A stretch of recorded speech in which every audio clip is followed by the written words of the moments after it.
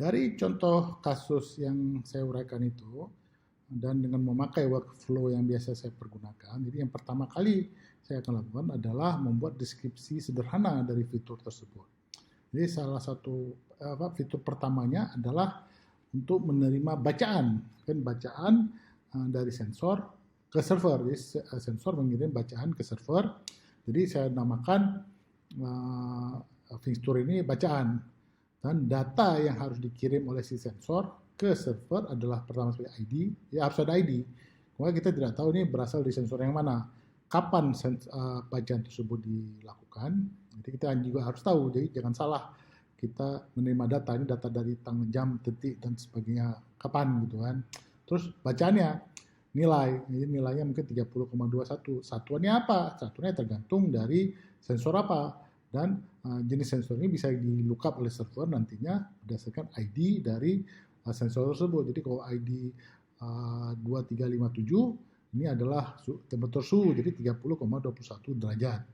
Jadi bisa secara implisit, tidak perlu dilakukan pengiriman satuannya. Nah, untuk web API yang sifatnya RESTful, dia memakai mekanisme pengiriman datanya akan memakai mekanisme HTTP. HTTP itu punya beberapa perintah. HTTP GET, HTTP POST, HTTP PUT, HTTP DELETE, dan seterusnya. Dan masing-masing perintah ini mempunyai arti tertentu kalau di desain patternnya REST. Jadi untuk kita mengambil sesuatu, kita memakai HTTP GET. Kalau kita membuat data baru, kita pakai HTTP POST. Kalau kita update sesuatu, kita pakai HTTP PUT. Karena ini data baru, berarti kita memakai HTTP POST. Jadi saya akan mengirim perintah HTTP POST bernama bacaan dengan data yang seperti sesuai dengan format ke web API kita atau ke server kita. Itu yang pertama.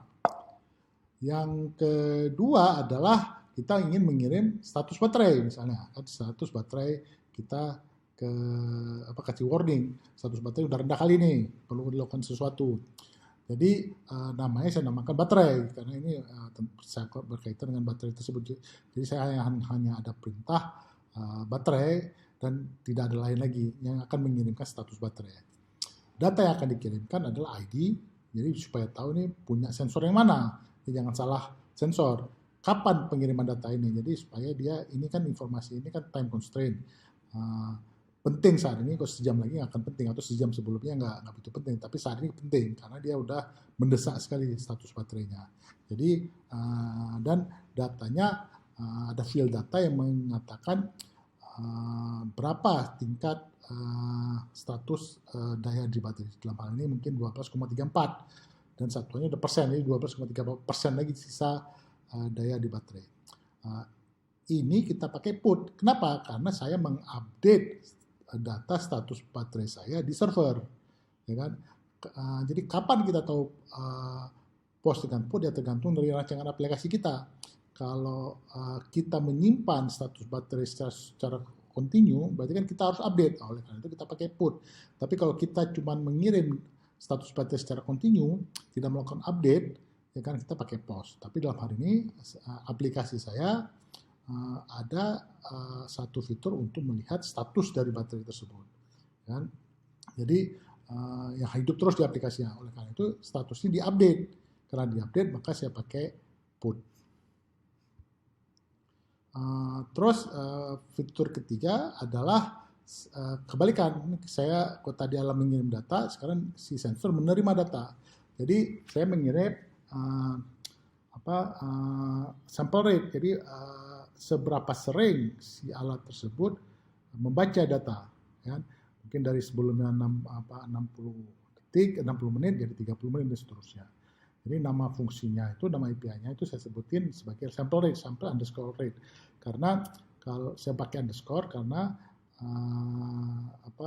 saya pakai snake case bukan camel case karena di web itu tidak ada huruf besar, jadi huruf besar huruf kecil dianggap sama aja. Jadi susah kita bedakan satu kata dengan kata yang lain, jadi saya pakai underscore, jadi snake case. Istilahnya ini penamaan seperti ini disebut dengan snake case, seperti ular ya kan. Dan data yang diterima oleh si sensor adalah ini untuk sensor yang mana, jadi jangan sensor yang lain salah mengambil data di sini khusus untuk si sensor si A gitu kan.